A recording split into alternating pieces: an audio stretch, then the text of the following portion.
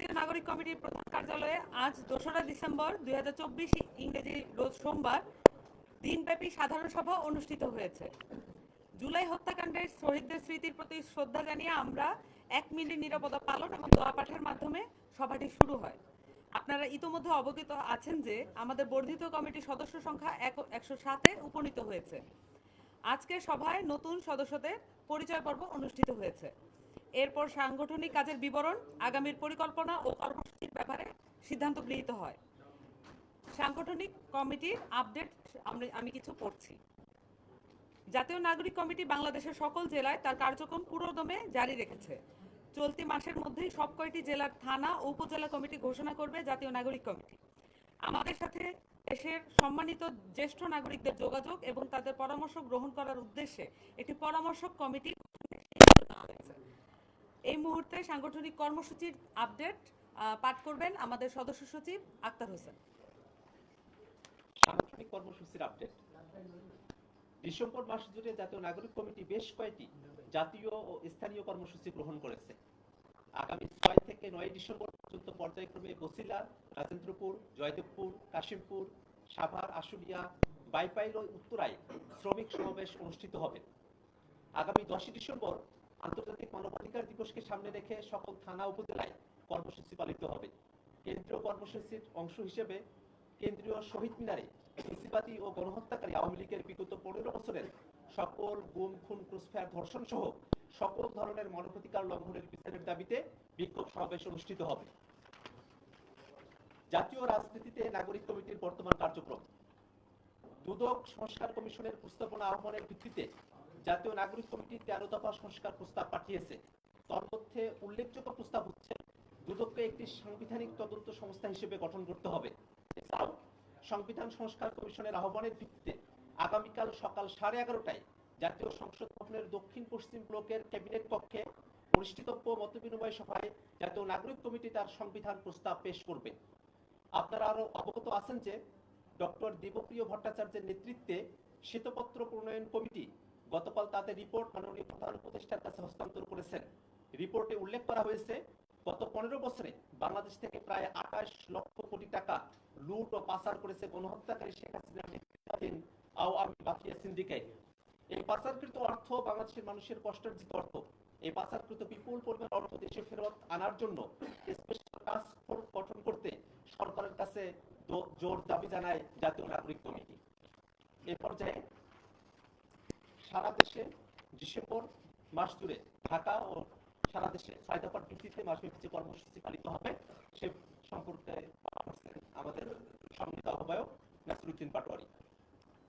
প্রিয় সাংবাদিক বন্ধুগণ এবং দেশবাসী যারা আপনারা বিভিন্ন জায়গা থেকে শুনছেন এবং আগামীতে দেখবেন, বর্তমান বাংলাদেশ একটি ক্রান্তিকাল সময়ের মধ্যে অতিক্রান্ত হচ্ছে।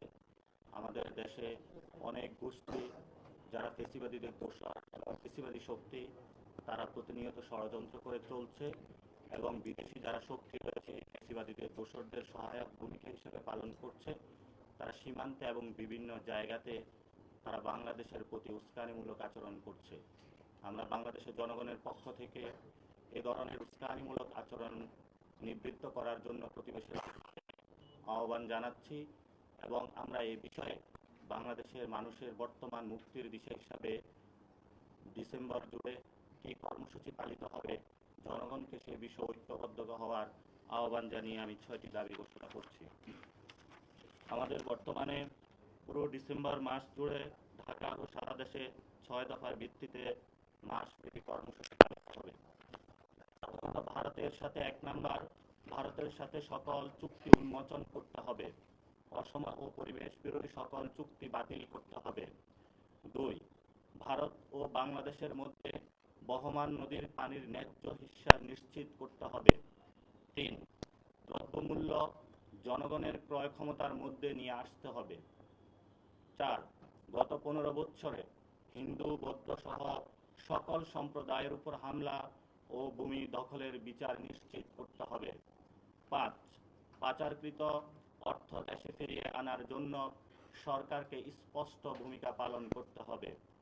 ৬, অনতিবিলম্বে শেখ হাসিনাকে দেশে ফিরিয়ে নিয়ে এসে বিচারের মুখোমুখি দাঁড় করাতে হবে। আগামী 14ই ডিসেম্বরে আমাদের কর্মসূচির অংশ হিসাবে শহীদ বুদ্ধিজীবী দিবস উপলক্ষে রায়ের বাজার কবরস্থানে প্রাপ্ত জুলাই হত্যাকাণ্ডের গণকবর জিয়ারত কর্মসূচি পালিত হবে। আগামী 16ই ডিসেম্বর বিজয় দিবস উপলক্ষে জাতীয় স্মৃতিসৌধে শ্রদ্ধাঞ্জলি অর্পণ এবং ঢাকা মহানগরে একটি বিজয় যাত্রা অনুষ্ঠিত হবে। প্রিয় দেশবাসী, আমরা যে পরিস্থিতি অতিক্রান্ত করছি সেই ক্ষেত্রে সকল রাজনৈতিক যারা সংগঠন রয়েছেন, বিভিন্ন পক্ষ যারা রয়েছেন, রাজনৈতিক এবং ভাবাদর্শিক মতবাদ রয়েছে, সেগুলোর ঊর্ধ্বে উঠে ন্যাশনাল ঐক্যের যে জায়গাটা রয়েছে সেই জাতীয় ঐক্যের ক্ষেত্রে দেশবাসীকে নিয়ে আমরা ঐক্যবদ্ধ কর্মসূচি পালনের আহ্বান জানাচ্ছি। দ্বিতীয়ত যে বিষয়টি হয়েছে, আমাদের মধ্যে সাম্প্রতিককালে চিন্ময়কে নিয়ে যে উস্কানিমূলক দেশে পরিস্থিতি সৃষ্টি করার পায়তারা চলছে, জনগণকে সেই পাতানোর ফাঁদে পা না দিয়ে ঐক্যবদ্ধভাবে হিন্দু, মুসলমান, বৌদ্ধ, খ্রিস্টিয়ান আমাদের যে একটি শান্তিভূমি আমরা প্রতিষ্ঠা করেছিলাম বাংলাদেশে, তা বজায় রাখার জন্য আমরা দেশবাসীকে আহ্বান জানাচ্ছি।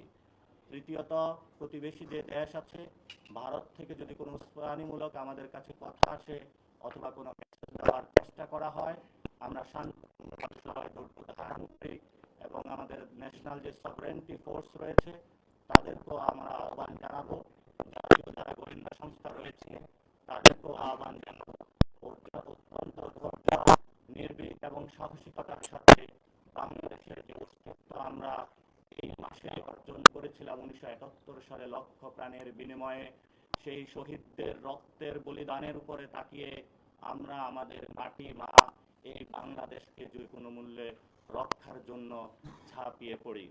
পরিশেষে সাংবাদিক বন্ধুগণ এবং দেশবাসী, আমরা যে 6টি দফা দিয়েছিলাম সেই 6টি দফার ভিত্তিতে জাতীয় নাগরিক কমিটি ডিসেম্বর মাস জুড়ে বাংলাদেশের যে সকল জায়গায় কমিটি গঠন হয়েছে, যে সকল রাজনৈতিক দল রয়েছে, ছাত্ররা রয়েছে, শ্রমিকরা রয়েছে, সকলকে নিয়ে ঐক্যবদ্ধভাবে বাংলাদেশের এই মা মাটির যে অস্তিত্ব তা রক্ষায় আমাদের যে জীবনের যে কর্মসূচি তা আমরা সর্বোচ্চ জায়গা থেকে পালন করব।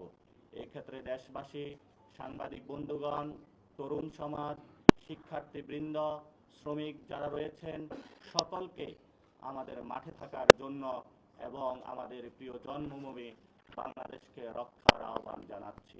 ধন্যবাদ সকলকে। আমরা স্পেসিফিক কিছু কোশ্চেন নিব, কোশ্চেনের পরে আমরা আনসার দেব। আজকে আমরা দেখেছি যে মমতা ব্যানার্জি পশ্চিমবঙ্গের মুখ্যমন্ত্রী তিনি বলেছেন যে